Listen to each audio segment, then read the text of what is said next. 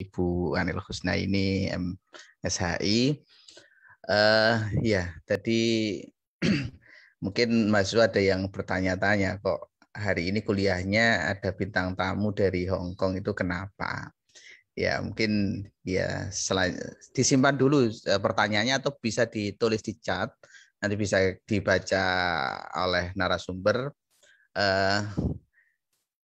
Tapi sebelumnya akan saya sampaikan juga kenapa kok kenapa kok hari ini kuliahnya kok seperti ini gitu ya. Seperti ini. Sebentar, ini saya share.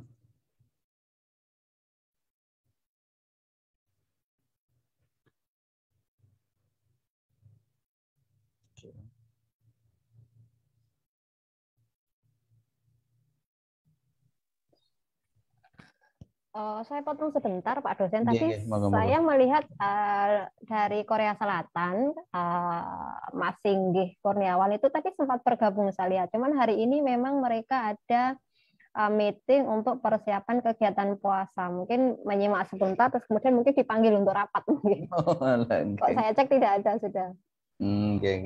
Alhamdulillah tadi sempat disambangi gitu ya. Sempat disambangi. Ya, sedikit saya menambahi dari yang disampaikan Bu Anil Husna SHI, adik-adik mahasiswa, ini mungkin tadi kalau disampaikan Bu Husna tadi tentang bagaimana pemerintah Hong Kong itu juga mensupport kegiatan-kegiatan Islam di sana. Ini yang mungkin foto awal ini ketika kemarin ke Hong Kong 2019 ini saya ketemu dengan KJRI ya, dengan beberapa pengurus KJRI. Mungkin Bu Husna juga tahu itu ada Pak Teguh dan Pak Ghazali itu ya di ruang KJRI. Jadi KJRI juga sangat memfasilitasi Islam yang ada di sana. Karena rata-rata PMI yang ada di Hong Kong itu juga rata-rata juga Muslim ya. Jadi itu. Selanjutnya ini, kenapa kok hari ini mata kuliahnya atau mata kuliah pemikiran dan peradaban Islam itu kok ada materi di Hong Kong ini sedikit tema yang dibahas selama 1 semester nanti itu yang pertama adalah bagaimana pemikiran dan peradaban Islam. Makanya kemarin saya tugasi mahasiswa untuk beli buku, ya belinya bebas, bukunya bebas, judulnya bebas, yang penting terkait dengan pemikiran dan peradaban Islam. Monggo itu dibeli, dibaca sendiri sebagai bekal kita kuliah selama 1 semester. Setelah itu ada tema juga pemikiran dan peradaban Islam masa Rasulullah, masa sahabat, dan seterusnya, itu juga dibahas.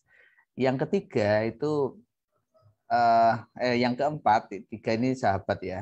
Yang keempat itu peradaban Islam di kawasan Asia Tenggara dan sekitarnya. Nah, di poin 4 inilah yang hari ini kita bahas ya. Jadi di poin 4 di tema pemikiran dan peradaban Islam, tema yang keempat ini bagaimana peradaban Islam di kawasan Asia Tenggara dan sekitarnya. Nah, kebetulan saya pernah ke Hong Kong dan kenal dengan beberapa teman di sana, sehingga ya kenapa tidak kuliahnya ini kita kasih narasumber juga dari teman-teman yang ada di Hong Kong biar bisa bercerita secara langsung, bercerita secara utuh apa yang ada di sana. Mungkin adik-adik mahasiswa, karena ini daring, sekali lagi kalau tatap muka itu kan buat makalah dan lain sebagainya, sekali lagi untuk yang daring ini tugas itu bisa dilihat di e-learning ya, bisa dibuat di e-learning, ini mungkin di poin terakhir, di e-learning dan di Zoom serta di WA. Jadi nanti ketua kelas secara aktif atau perwakilan kelas secara aktif menghubungi saya untuk apa sih tugas-tugas yang harus dikerjakan selama 1 semester ini. Ya kalau mau buat makalah ya nggak apa-apa, kalau tidak juga nggak apa-apa. Intinya poinnya adalah saya tidak ingin membebani adik-adik mahasiswa dengan tugas-tugas yang berat ya, yang ringan-ringan saja pokoknya lulus ngeten nggih. Tapi nggak boleh main-main ya. Ya barangkali itu tambahan dari saya sekedar untuk jadi hari ini juga ini tadi saya sampaikan sebagai kontrak kuliah juga sudah masuk ke materi yang ketiga seperti itu. Jadi setelah ini monggo pertanyaannya bisa ditulis di kolom chat dan bisa juga langsung disampaikan kepada kami, terutama kalau minggu depan kan pasti masih ketemu dengan saya. Jadi mungkin pertanyaannya bisa difokuskan ke Bu Husna, kita nanti diskusi bareng-bareng gitu ya. Oke, itu tambahan dari saya, Bu Husna. Selanjutnya, monggo kalau ada pertanyaan-pertanyaan, disilakan pada mahasiswa, monggo. Assalamualaikum warahmatullahi wabarakatuh. Waalaikumsalam Waalaikumsalam warahmatullahi wabarakatuh. Saya Risma Febi Arfiana dari Prodi Pendidikan Matematika semester 4. Mohon maaf, mohon izin saya mau bertanya. Kan banyak yang kayak seperti di masalah-masalah kayak TKI itu kan seperti pelecehan seksual seperti itu ya Bu ya. Mohon maaf Bu, saya boleh. tapi pengen tahu gitu loh Bu, gimana menurut Ibu itu permasalahannya memicu masalah yang utama itu apa kok sampai membuat apa ya warga negara Indonesia itu kayak dilecehkan gitu. Menurut Ibu itu bagaimana? Saya juga pengen tahu gitu Bu. Terima kasih. Baik. Ini saya sambil baca yang ada di room chat ya.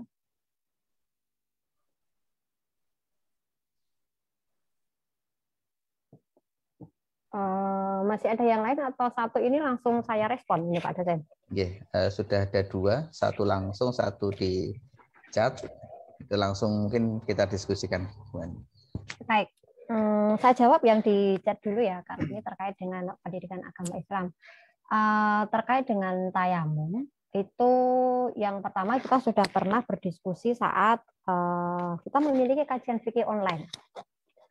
Sudah dari tahun 2020 diawali saat bulan puasa dulu, jadi sampai saat ini sudah 1 tahun lebih. Dan bukunya sudah alhamdulillah terbit, tetapi secara soft file dulu. Sementara secara hard copy yang dicetak itu masih dalam proses dan insya Allah akan dikirim ke Hong Kong. Juga beberapa teman dari negara lain yang pernah berkolaborasi dengan kita, karena itu hanya edisi terbatas. Karena untuk pencetakan lebih itu membutuhkan izin dari sponsor. Itu bukunya ada tiga jilid. Nah, jilid yang pertama saya sudah sempat mengirim ke Pak dosen karena beliau sangat support dengan MIC. Itu adalah sebagai tanda tali kasih kami dengan Pak dosen dari MIC. Semoga juga bisa bermanfaat di sana, Pak dosen. Pasti. Karena yang kami tahu Pak dosen kan juga salah satu aktivis di lembaga keagamaan yang ada di Mojokerto. Terkait dengan tayamum, penggunaan air irit itu bukan berarti tidak ada. Yang pertama itu memang dibutuhkan komunikasi dengan tempat kita bekerja. Saya dulu juga sempat bertanya itu sama Pak Kiainya, karena kebetulan Kiainya itu ada 4 ya, secara bergilir kami menjadwalkan, tetapi yang pasti pengasuhnya adalah Kiai Haji Marzuki Wahid, beliau adalah sekretaris Lakpesdam PBNU. Nah itu memang di Hong Kong ini yang pertama itu kan musimnya ada 2, ada musim panas dan musim dingin. Ketika musim dingin itu kadang-kadang kita kalau berwudu itu habis berwudu pengen pipis lagi. Saya mohon maaf. Jadi kadang-kadang habis wudu justru batal lagi, habis wudu justru batal lagi kan begitu. Nah itu bagaimana solusinya? Nah di Hong Kong ini airnya itu kalau mandi itu pakai air panas. Nah jadi kadang-kadang kita memang berwudu menggunakan air panas. Terus yang kedua, wudhu itu kan kita tidak harus 3 kali. 3 kali itu kan kesunahan. Yang wajib itu 1 kali. Jadi membasuh mukanya 1 kali, membasuh tangannya 1 kali, dan seterusnya. Nah, kalau biasanya kita pakai membasuh hidung, membasuh kepala sampai penuh. Nah, kita harus bisa menggunakan air itu memang seirit mungkin, tetapi tetap memenuhi keabsahannya. Terus kemudian di kamar mandi itu, memang keran berdiri itu tidak ada ya yang bisa mensupport kita untuk bisa wudhu. Yang ada itu hanya wastafel. Nah, cara kita melakukan wudhu itu memang wudhunya di wastafel. Nah, tapi ketika membasuh kaki, karena membasuh kakinya kan tidak boleh diusap itu, airnya harus mengalir. Nah, kita mengakalinya dengan membawa botol air minum itu kita ambil dari air itu, terus kemudian kita masuk ke toiletnya untuk bisa mencuci kaki. Jadi tetap tayamum itu tidak kita laksanakan karena airnya tetap ada. Cuman kadang-kadang itu memang ada petugas kebersihan itu yang ngawasi, mantengin kita begitu, dan kita tuh curi-curi juga. Jadi curi-curi. Kadang-kadang kita tahu, di tempat itu kalau kita mengambil air wudhu itu kesulitan. Maka kita mencari tempat untuk bisa mengambil air wudhu itu di tempat toilet yang lain, yang di situ memang petugas kebersihannya bisa agak longgar. Nah, cuman yaitu teman-teman harus mengakali bagaimana tempatnya itu tidak airnya mercik terlalu banyak ya kan. Kita kalau di rumah itu kan, apalagi kalau misalnya yang di kolam gede itu ya, yang airnya lebih dari 2. Kalau wudhu itu kan kayak orang gebyur aja gitu. Nah, kalau di Hongkong tidak bisa.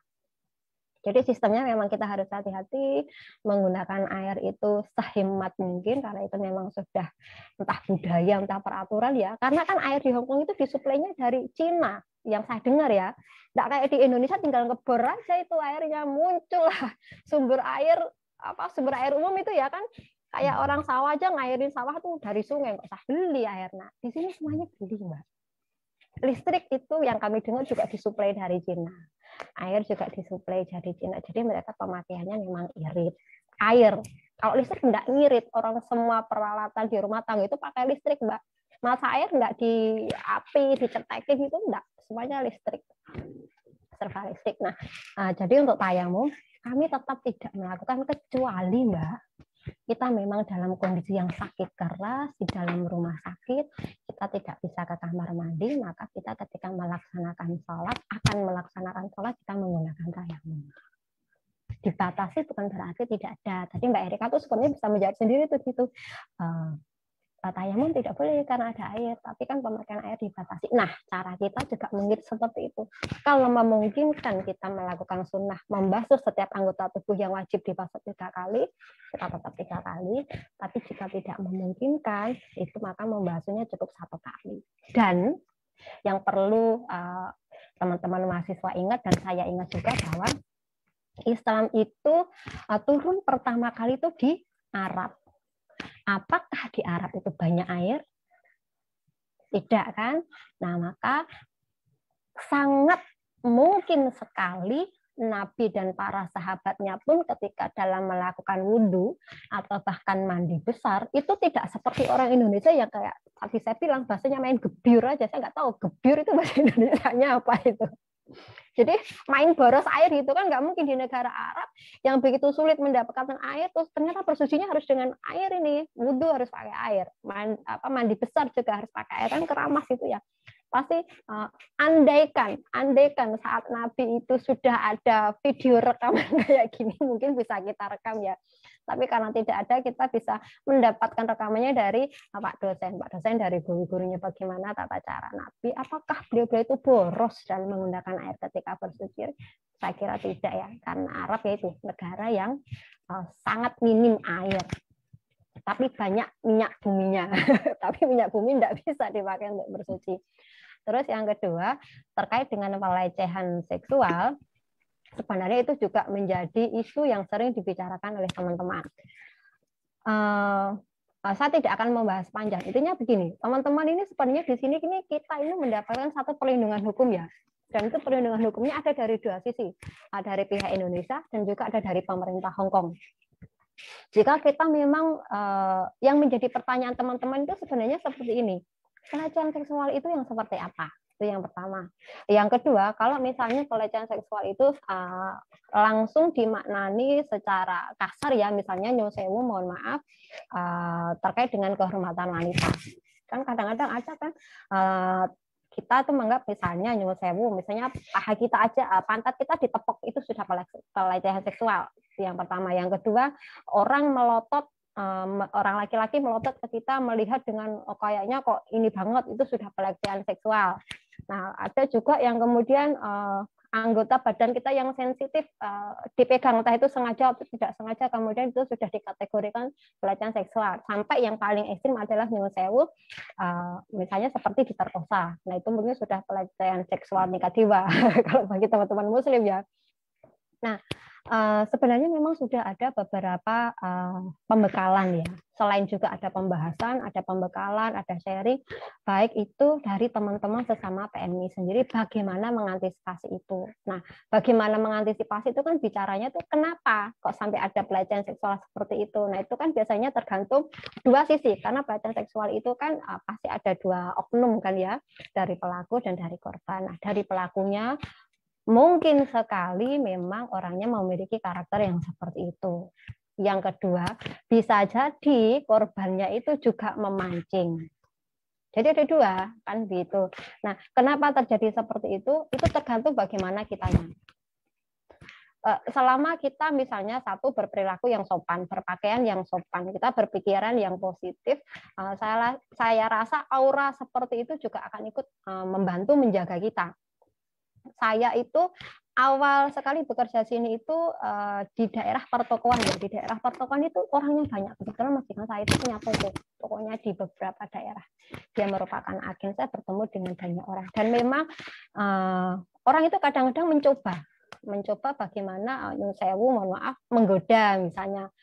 Awalnya mungkin bercanda, bisa jadi menggoda. Nah, tinggal kitanya ini akan terbawa atau tidak. Saya tidak ingin menyalahkan pihak laki-laki ya. Karena di sini ada Pak dosen, nanti saya, kalau kata teman saya, suul adab. Nanti saya suul adab. Nah, artinya kalau dalam ajaran Islam itu, perempuan itu bagaimana menjaga dirinya dan auratnya, kemudian bagi laki-laki bagaimana menjaga pandangannya. Nah, kita sendiri di sini, banyak faktor Mbak Erika ya, ada faktor psikologis juga, kemudian ada faktor kebetulan, kebetulan yang memang kemudian terus disengaja, akhirnya terjadi hal seperti itu. Kalau faktor psikologis itu yang di PMI di sini ini otomatis diizinkan bekerja di luar negeri karena dia sudah di atas umur dewasa. Nah, di atas umur dewasa itu ada satu mungkin yang sudah menikah, ada mungkin yang sudah pernah punya pasangan, artinya dulu sudah pernah menikah kemudian bercerai. Ada juga mungkin yang belum menikah tetapi memang sudah dalam usia dewasa. Nah, kebutuhan biologis dan itu dipengaruhi oleh psikis karena mungkin ada satu kerinduan seperti itu. Saya tidak tahu ini Pak dosen, Mas saya sudah bisa diajak ngomong kayak gini apa belum ini? Allah sudah 17 plus. Sudah 17 plus ya. Jadi itu Mbak, ada banyak faktor dari pelakunya, faktor dari korbannya. Nah, kalau faktor dari korbannya itu kadang-kadang memang dipengaruhi oleh psikologinya, dipengaruhi oleh emosinya. Kadang-kadang ya memang dia betul-betul korban, tapi ternyata mungkin bisa jadi dia menikmati. Itu mungkin bisa dibahas lain kali, boleh. Karena teman-teman banyak sekali membicarakan masalah ini di samping untuk sharing ya dan pengetahuan teman-teman agar bisa menjaga diri, juga berusaha memberikan solusi bersama bagaimana mengatasi hal ini. Semoga cukup menjawab pertanyaan dari Mbak Erika ya. Masih banyak Bu Husna di bawah di chat itu. Ada, masih banyak ya Allah. Kadung laris nih. Kayaknya semalam saya salah doa ini. Saya mintanya itu teman-teman tidak ngantuk lah, kok ternyata teman-teman banyak pertanyaan. Oke, atau saya bacakan untuk di chat ya, oke. Jadi yang selanjutnya tadi ini dari Dani Fernanda, pertanyaannya adalah apakah ada tempat sholat di perusahaan di Jepang? Mungkin Hong Kong ya ini ya. Jika tidak ada, apakah mungkin ada masjid di sekitar situ? Jika tidak ada, apa yang biasa dilakukan seorang Muslim di Hong Kong? Jadi mungkin kalau di Indonesia, kayak misalnya saya di UNIM, atau kalau jam istirahat kan sholat ke masjid gitu ya. Nah, kalau nggak ada masjid ini bagaimana ini? Atau di sana bagaimana? Untuk masjid kan tidak selalu ada di setiap tempat. Bahkan musola juga tidak hanya di mungkin fasum ya, fasilitas umum yang besar-besar. kayak di apa itu di bandara itu ada musola. Tapi kan tidak semua itu rata-rata yang dilakukan teman-teman Muslim di sana seperti apa, Bu Husna? Baik, ini ada berapa berarti ya terkait masjid dan beribadah jika tidak ada, kemudian MOU, kemudian sholat yang di roto, kemudian komunitas muslimnya itu dalam satu tempat atau tidak, yang terakhir tentang tisu. Oke, saya jawab dari pertama. Terkait masalah masjid, kalau di Jepang, di Korea banyak Mas. Bahkan di Korea itu ya, kalau di Jepang saya kurang begitu banyak komunikasi, tapi saya sering melihat berita-berita itu. Bahkan kan ada beberapa teman muslim juga di Jepang itu yang tergabung dari komunitas PCINO Jepang itu di sana juga memiliki kemudahan dalam beribadah. Korea juga, bahkan teman-teman PMI itu kalau yang di Korea itu mereka bahkan bisa menyewa satu ruangan atau satu rumah atau satu tempat untuk didirikan masjid. Itu kalau tidak keliru, kemarin waktu kita launching buku fikih, itu ada 60 masjid di Korea yang dikelola teman PMI loh. Bukan oleh masyarakat Hong Kong atau bukan masyarakat Korea atau pemerintah Korsel Korea Selatan, tapi yang memang dikelola oleh teman-teman pekerja migran itu ada 60 masjid. Terus kemudian di Hong Kong, bagaimana kalau misalnya tidak ada masjid, mereka sholatnya di mana? Banyak. Tadi seperti yang saya sampaikan, kalau di Hong Kong itu kan masjidnya hanya ada 6. Nah, itu tidak di semua tempat bisa kita temukan dengan mudah. Nah, bagaimana kita beribadah, kita sholatnya? Kalau misalnya di rumah majikan, kita sholatnya itu di kamar. Di kamar ya, tempat kita tidur. Itu jika memungkinkan. Jika tidak memungkinkan, mencari tempat yang sangat mungkin untuk ditempati sholat, misalnya dapur. Nah, dapur di Hong Kong, nyuwun sewu, jangan disamakan sama dapur saya yang di kampung, Mbak. Dapur saya di Hong Kong itu lebih kinclong dari kamar saya yang ada di kampung. Karena kan kalau di rumah itu kan pakai gas ya. Nah, kalau di Hong Kong ini juga banyak sekali kompornya itu pakai listrik. Jadi tidak berbau. Kalaupun berasap itu sudah ada penyedot asap di atas, penyedot minyak, penyedot asap itu sudah ada. Jadi dapurnya teman-teman tempat bekerja kita di Hong Kong itu saya bilang tadi lebih kinclong dari kamar saya yang di kampung. Jadi memang sangat bersih kalau misalnya dipakai untuk melaksanakan ibadah, karena kan di atas lantai itu tetap kita gelar alas, kemudian kita juga mengenakan sajadah. Meskipun sajadahnya itu tidak harus seperti sajadah yang bisa digunakan di Indonesia. Kadang ini teman-teman seadanya. Jika ada sajadah, kita pakai sajadah. Terus kemudian jika tidak ada sajadah, kadang-kadang kerudung yang kita pakai atau alas apapun selama itu bersih dan suci, kita pakai untuk alas. Tuh, karena kan tidak ada satu aturan pun yang mewajibkan orang itu harus memakai sajadah dan memakai rukuh. Yang ada itu kan syarat sahnya itu kan harus suci, bersih, menutup aurat itu. Terus kemudian tentang MOU seperti yang saya sampaikan, dulu sudah ada pengiriman tenaga kerja ke luar negeri. Nah, namun tidak semua negara itu kan menjadi tujuan pengiriman tenaga kerja. Nah, di awal-awal itu ada Arab Saudi, ada Malaysia, itu pertama negara yang menandatangani MOU pengiriman tenaga kerja ke luar negeri. Nah, Hong Kong ini sudah ada, tetapi MOU resminya baru 2011. Kenapa itu kok dipersulit?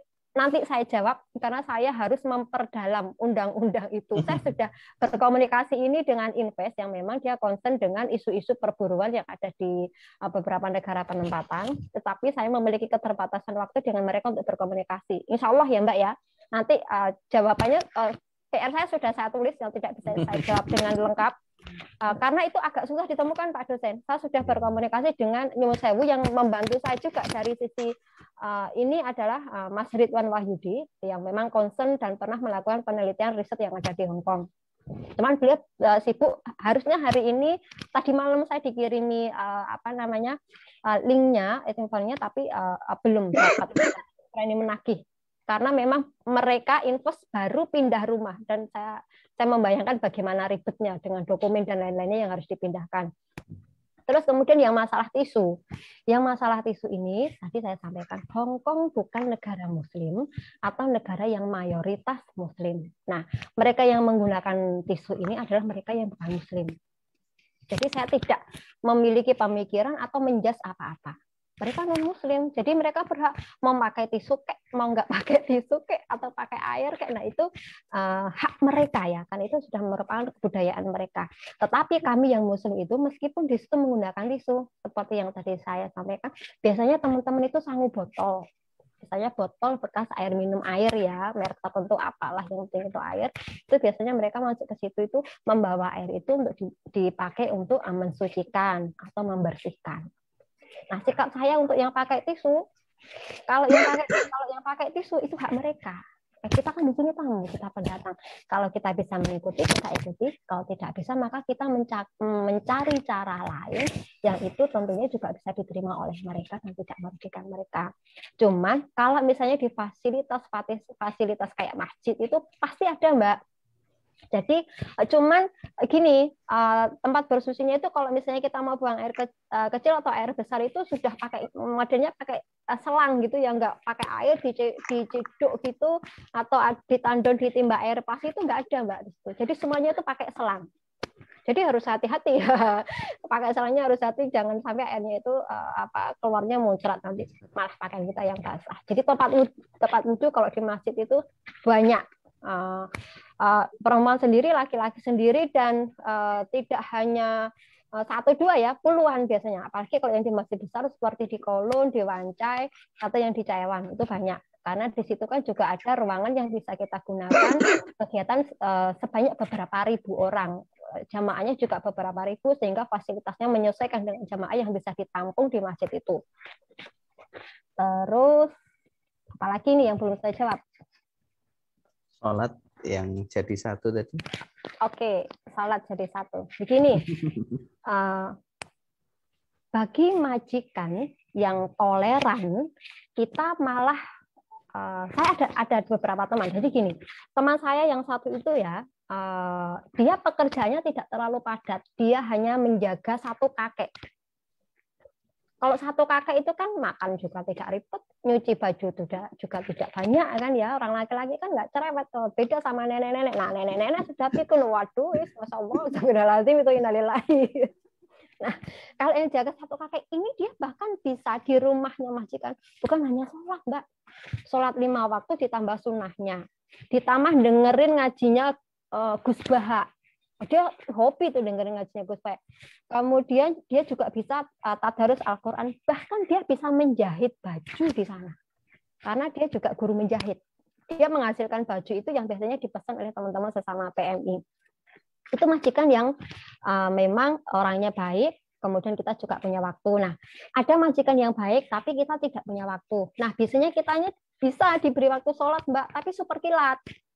Kadang-kadang teman-teman nanya, gimana Mbak sholatnya? Ya dilakukan saja yang wajib-wajib. Yang wajib-wajib itu ya takbiratul ihram, ya Fatihah, enggak usah pakai surat pendek. Kalau mungkin ya pakai 1 ayat, kalau enggak mungkin ya silakan wajib-wajibnya saja.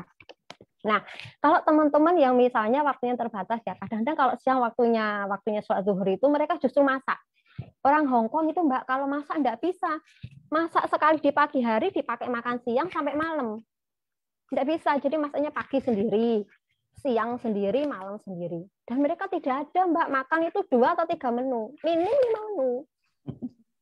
Jadi ada sayur, ada lauk, ada sup, ada nasi, terus lauknya itu kadang-kadang kan ada yang ikan dan mengkonsumsi babi, jadi macam-macam. Nah, saat kadang-kadang teman-teman itu waktunya sholat zuhur, mereka harus menyiapkan masakan, kemudian menyiapkan mereka makan. Selesai makan, mereka harus membersihkan, mencuci piring, dan seterusnya. Kadang-kadang waktu zuhurnya terlewat, sudah masuk asar. Masuk asar, waktunya masuk asar sholat, mereka harus belanja untuk makan malam. Akhirnya asarnya ketinggalan, maghribnya dipakai untuk persiapan makan malam. Akhirnya tinggallah waktu isya. Dia sah atau tidak sah, gimana lagi mau tidak kok. Kalau misalnya dalam kondisi ideal, penjenengan yang di rumah waktunya banyak terus sholatnya diroplos sampai malam atau subuhnya bangkong, ya wis itu dosanya double-double. Nah, Haram. kalau nah itu bukan saya yang menghukumi, Pak dosen ini yang menghukumi nih.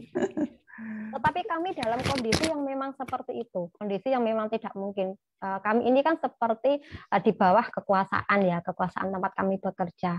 Kami tetap melakukan ibadah, makanya ada ngaji fikih itu adalah tempat kami untuk berkonsultasi, bertanya kepada beliau yang memang sudah ahlinya. Maka jika kami bisa dihormatil waktu untuk sholat, kami akan sholat. Jika tidak bisa, maka kami memang akan mendobelnya ketika di malam hari. Urusan diterima atau tidak, urusan sah atau tidak, itu bukan urusan kami. Bagi kami loh, nggih, bagi kami loh ya. Urusan kami adalah menjalankan semampunya. Mampunya diropel, didobel dalam satu waktu ya kami dobel. Urusan diterima atau tidak, biarlah malaikat yang akan berkomunikasi dengan Allah. Itu mawon, terima kasih. Oke, terima kasih Bu Husna dan adik-adik mahasiswa. Sepertinya ini tadi kalau nggak saya stop chat pertanyaan kayaknya juga akan bertanya semua. Oh, ini bakal ada jaring kedua ini. Ya, jadi sengaja tadi saya stop biar tidak tidak panjang-panjang karena mungkin paket data mahasiswa juga terbatas mungkin. Oh, kalau di kelas sudah tidak bisa pertemuan Pak dosen, nggih? Tidak, jadi memang semuanya daring. Jadi Unim belum bisa membuka kelas tatap muka. Oke, jadi tadi insya Allah sudah dijelaskan panjang lebar oleh Bu Anil Husna ini SAI, dan oh ya ini beliau senior saya di UINSA, okay? Di tua saya ternyata. Tapi kelihatannya muda saya. Iya betul. Alhamdulillah, ya ini dosennya boros ini. Adik-adik mahasiswa yang disampaikan Bu Anil tadi terkait dengan fikih itu jangan sampai diterapkan di Indonesia, karena itu memang di sana memang kondisinya sangat ya memang mungkin darurat. Jadi kalau darurat ya dan teman-teman di sana juga tidak ngawur juga, mereka juga berguru pada kiai-kiai kita. Dan kalau nanti mau gabung ya nanti saya kasih linknya bagaimana teman-teman PMI di Hong Kong juga ngaji tentang fikih yang darurat seperti ini. Dan tadi juga disampaikan kalau mahasiswa sampai berani kok gabung-gabung sholat, double sholat itu haram ya, jadi tidak boleh. Ini kata ayah saya, kata abi saya, ngodok sholat itu tidak ada. Jadi ngodok sholat. Kalau ngodok puasa bisa, karena kenapa? Karena puasa itu bisa dilakukan di lain hari. Tapi kalau sholat lain hari bagaimana? Ini kalau kondisi biasa, nggih. Kondisi biasa. Ngodok sholat bagaimana? Wong besok juga wajib sholat. Dikodok lusa ya juga wajib sholat. Maka sekali lagi untuk sholat jangan sampai ditinggalkan. Usahakan tepat waktu, usahakan berjamaah. Ya ini patut disyukuri. Karena di Hong Kong itu betapa teman-teman itu berjuang untuk itu. Nah, kalau sampean leha-leha tidak disyukuri, tidak dimanfaatkan dengan sebaik-baiknya kok CE gitu ya. Itu terlalu gitu ya, terlalu. Jadi secara umum Islam itu memang tidak memberatkan. Ya, jadi la yukallifullahu nafsan illa wus'aha. Allah itu tidak akan membebani kita melebihi kekuatan kita. Jadi Allah tidak akan membebani ujian atau tugas atau kewajiban melebihi kemampuan kita. Tapi sekali lagi jangan sampai menggampangkan. Oh Islam itu mudah kok, Islam itu enakan kok. Oh Islam itu rahmatan lil alamin kok. Tapi sekali lagi jangan sampai menggampangkan. Oke, jadi Islam itu memang mudah, Islam itu indah, Islam itu mudah. Tapi sekali lagi jangan sampai menggampangkan ibadah gitu ya. Jadi barangkali itu dari saya, mungkin closing statement dari Bu Anil dengan Mbak Dwi juga boleh mungkin tampil ke situ bersama boleh. Atau closing statement dari Bu Husna mungkin. Closing statement baik. Mbak Dwi itu sudah banyak tampil di layar kaca. Jadi beliau kalau tampil di layar kaca dan dia sangat khawatir jika disamakan dengan mahasiswa semester 2, padahal dia sudah S2. Closing statement saya apa ya, teman-teman mahasiswa? Raihlah mimpi setinggi langit. Jangan hanya seperti kata dalam tempurung ya, kalau saya katakan merasa sudah tinggi melompat, ternyata hanya di dalam tempurung. Jika punya keinginan keluar negeri, bercita-citalah, bermimpilah, satu saat mimpi itu akan menjadi kenyataan. Tapi jangan menjadi PMI, jadilah keluar negeri dalam rangka traveling, dalam rangka menuntut ilmu, dalam rangka bekerja, tapi jangan menjadi pekerja, jadilah tenaga profesional, dan itu harus dimulai dari sekarang. Dengan belajar yang tekun, dengan beribadah yang tekun, jangan malas. Tugas kita hanya berusaha, belajar, dan belajar. Nanti hasilnya akan ditentukan dari upaya kita itu. Jadi ada ikhtiar berupa usaha kita belajar, ada ikhtiar juga kita dari upaya berdoa. Itu saja, karena saya juga punya anak-anak yang sedang belajar, jadi ini saya mengingatkan diri saya sendiri sebagai orang tua dan mengingatkan anak-anak saya juga, adik-adik semuanya, selalu semangat. Jangan lupa hormati guru. Itu penting sekali. Ridhonya guru itu menjadi ridho kesuksesannya bagi seorang pelajar, ridhonya orang tua adalah ridho kesuksesan bagi anak-anaknya. Oke, terima kasih. Mari kita tutup bersama dengan membaca hamdalah bersama-sama. Alhamdulillah. Terima kasih Bu Husnaidi, terima kasih Mbak Terima kasih Dwi. teman-teman mahasiswa semuanya. Terima kasih MIC, terima kasih Invest. Sampai jumpa di lain kesempatan. Kurang lebihnya mohon maaf. Wallahul muwaffiq ila aqwamit thoriq. Assalamualaikum warahmatullahi wabarakatuh. Waalaikumsalam warahmatullahi wabarakatuh. Waalaikumsalam. Terima kasih ya adik-adik semuanya. Semoga menjadi orang yang sukses.